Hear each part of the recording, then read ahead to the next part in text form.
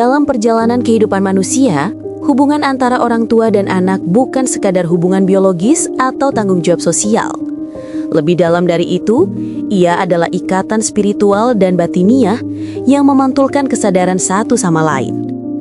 Seperti cermin yang memantulkan wajah, anak adalah pantulan dari karakter, pikiran, dan jiwa orang tuanya.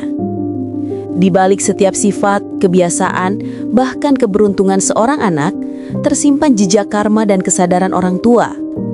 Dalam pandangan filsafat timur dan kebijaksanaan spiritual kuno, hubungan itu bukanlah kebetulan, melainkan hukum alam, sebuah kesinambungan energi dan kesadaran yang diwariskan dari generasi ke generasi. Anak adalah cermin orang tua. Seorang anak adalah cermin dari orang tuanya. Kalimat sederhana ini menyimpan makna mendalam. Dari rupa fisik hingga karakter batin, dari cara berbicara hingga cara memandang dunia. Semuanya adalah hasil pantulan dari kedua orang tuanya. Dalam konteks spiritual, DNA bukan sekadar kode biologis, melainkan juga medium yang membawa getaran kesadaran. Pikiran, perasaan, dan tindakan orang tua sebelum dan sesudah kelahiran anak, semuanya terekam dalam sistem energi batin keluarga. Maka, tak mengherankan jika anak yang tumbuh dalam suasana penuh kasih akan mencerminkan kasih itu dalam hidupnya. Sebaliknya, anak yang tumbuh dalam konflik, ketakutan, dan kekerasan cenderung membawa luka batin yang sama. Artinya, anak bukanlah sosok yang terpisah dari orang tua, melainkan kelanjutan eksistensi mereka dalam bentuk baru.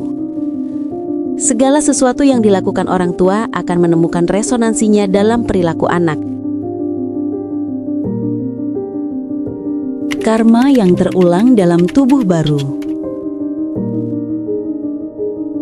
Filsafat kuno menjelaskan bahwa kehidupan adalah siklus energi dan kesadaran yang terus berputar. Apa yang kita tanam dalam bentuk pikiran, ucapan, dan perbuatan disebut karma akan tumbuh menjadi hasil yang kita tuai baik dalam kehidupan ini maupun melalui generasi berikutnya. Ketika seorang anak menampilkan karakter yang serupa dengan orang tuanya, itu bukan kebetulan. Itu adalah pantulan karma yang lahir kembali dalam bentuk tubuh baru. Anak mewarisi bukan hanya wajah dan sifat lahiriah, tapi juga energi kesadaran yang telah lama berakar dalam batin keluarga. Karenanya, ketika seorang anak menunjukkan karakter tertentu, entah kebajikan atau keburukan, alih-alih hanya menilai anak itu, lihatlah pantulan dari orang tuanya. Di sanalah kita menemukan jejak spiritual dari pendidikan dan kesadaran yang diwariskan. Mendidik anak berarti mendidik diri sendiri. Dalam ajaran Krishna, tugas orang tua bukan hanya memenuhi kebutuhan material anak, tetapi menuntun kesadarannya. Karena anak adalah perpanjangan dari tubuh dan jiwa orang tua, maka mendidik anak sejatinya adalah proses mendidik diri sendiri. Orang tua yang penuh amarah, mudah cemas atau haus akan pengakuan duniawi, tanpa disadari akan menanamkan benih-benih itu ke dalam batin anak. Sebaliknya, orang tua yang sabar, lembut, dan sadar akan kehadiran Tuhan akan menumbuhkan anak yang penuh kasih dan kejujuran. Maka, jika ingin memiliki anak yang berkarakter baik, mulailah dengan memperbaiki diri sendiri. Jadilah teladan, bukan hanya pengajar. Sebab anak tidak belajar dari kata-kata, tetapi dari apa yang ia lihat dan rasakan setiap hari di rumahnya. Ikatan batin yang tak terputus. Krishna mengingatkan bahwa antara orang tua dan anak terdapat kontak batin luar biasa. Sebuah sambungan spiritual yang melampaui waktu dan ruang. Sejak dalam kandungan, anak telah menerima getaran perasaan dan pikiran dari ibunya. Setiap emosi, setiap doa, dan bahkan setiap kekhawatiran membentuk pola energi dalam kesadaran anak. Dalam banyak tradisi spiritual, hal ini disebut tali karma keluarga, benang halus yang mengikat generasi. Jika orang tua mengabaikan hubungan batin ini, maka yang lahir bukan hanya jarak emosional, melainkan keterputusan kesadaran. Anak akan tumbuh tanpa arah, kehilangan kompas moral, dan mencari kasih yang seharusnya ia dapatkan sejak kecil. Karenanya, kesadaran orang tua adalah fondasi utama pendidikan anak. Orang tua yang sadar, yang memahami bahwa anak adalah pantulan dirinya, akan lebih berhati-hati dalam setiap ucapan dan tindakan. Kesadaran spiritual dalam mendidik anak. Dalam ajaran Krishna, mendidik anak tidak sekedar memastikan mereka hidup makmur di masa depan. Tugas utama orang tua adalah menanamkan karakter dan kesadaran jiwa yang luhur. Memang benar, semua orang tua mendambakan anak yang sukses, memiliki karir cemerlang, dan hidup berkecukupan. Tetapi kebahagiaan sejati tidak datang dari harta, melainkan dari karakter. Harta dapat datang dan pergi, tapi jiwa yang berkarakter baik akan bertahan melampaui waktu dan kehidupan. Jika karakter anak dibangun di atas fondasi egoisme, kebohongan, dan keserakahan, maka apapun yang ia raih tak akan membawa kedamaian. Sebaliknya, jika karakter itu lahir dari kebajikan dan kesadaran ilahi, maka ia akan menjadi sumber cahaya bagi dunia. Pendidikan sebagai jalan menuju kesadaran ilahi. Menurut Krishna, pembentukan karakter hanya bisa dicapai melalui dua jalan, idealisme dan pembelajaran. Pertama, idealisme mengacu pada pengetahuan luhur, pemahaman tentang hakikat diri dan hubungannya dengan Tuhan. Kedua, pembelajaran adalah praktik hidup yang menuntun anak untuk menerapkan idealisme itu dalam keseharian. Kedua hal ini berjalan beriringan. Idealisme tanpa pembelajaran hanya menjadi teori kosong. Pembelajaran tanpa idealisme hanya melahirkan kepandaian tanpa kebijaksanaan.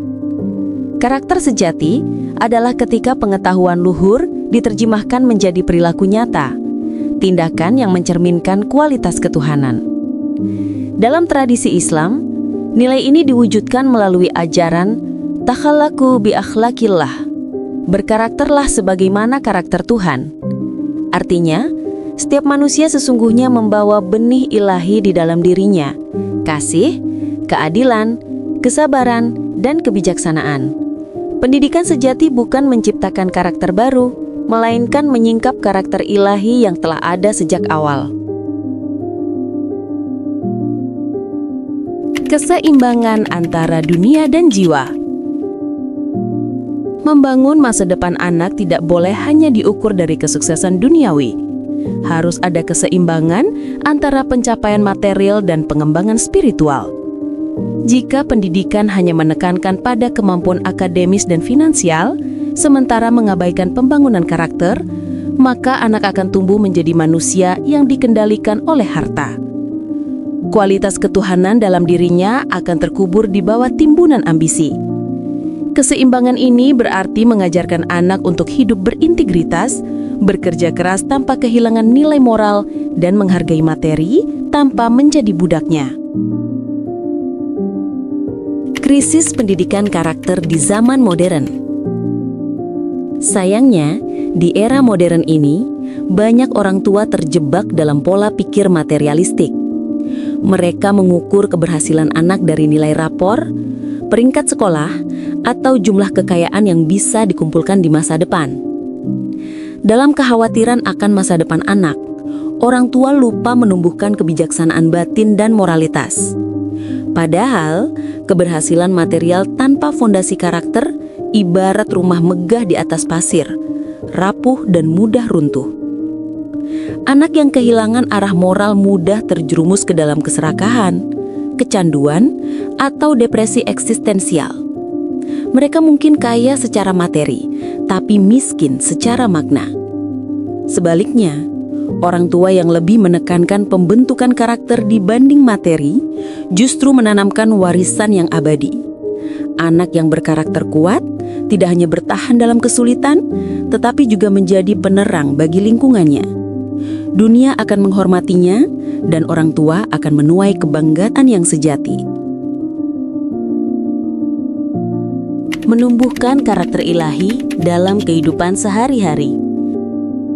Pendidikan karakter tidak hanya terjadi di sekolah, tapi terutama di rumah. Setiap momen saat makan bersama, berdialog, atau menghadapi masalah adalah kesempatan bagi orang tua untuk menanamkan nilai-nilai ilahi. Ajarkan anak kejujuran dengan menjadi jujur. Ajarkan kasih dengan memberi kasih. Ajarkan tanggung jawab dengan menjadi teladan dalam komitmen. Ajarkan kesabaran dengan menahan amarah di depan anak. Anak belajar melalui contoh, bukan instruksi. Rumah yang penuh dengan cinta, komunikasi, dan ketulusan adalah madrasah pertama yang membentuk karakter luhur. Warisan sejati orang tua. Pada akhirnya, warisan terbesar orang tua bukanlah harta benda, tetapi kesadaran. Harta bisa habis, nama bisa dilupakan, tapi karakter yang diwariskan akan hidup dalam generasi berikutnya. Setiap orang tua adalah guru kehidupan. Setiap tindakan adalah pelajaran. Setiap doa adalah getaran yang akan tumbuh dalam jiwa anak. Ketika orang tua menyadari hal ini, ia tidak lagi mendidik dengan ketakutan, tapi dengan cinta. Ia tidak lagi menuntut kesempurnaan, tapi membimbing dengan kesadaran. Dan dari kesadaran itu, lahirlah anak-anak yang bukan hanya cerdas, tapi juga bijaksana. Bukan hanya sukses, tapi juga tercerahkan. Orang tua yang tak lagi cemas akan masa depan anaknya, karena yakin pada kekuatan karakter yang telah ia tanam, akan menyaksikan dunia menundukkan hormat pada anak-anaknya. Dan disitulah kebahagiaan sejati seorang orang tua ditemukan, melihat pantulan dirinya bersinar dalam jiwa anaknya. Kalau kamu merasa video ini membuka sedikit pintu kesadaranmu, jangan berhenti di sini.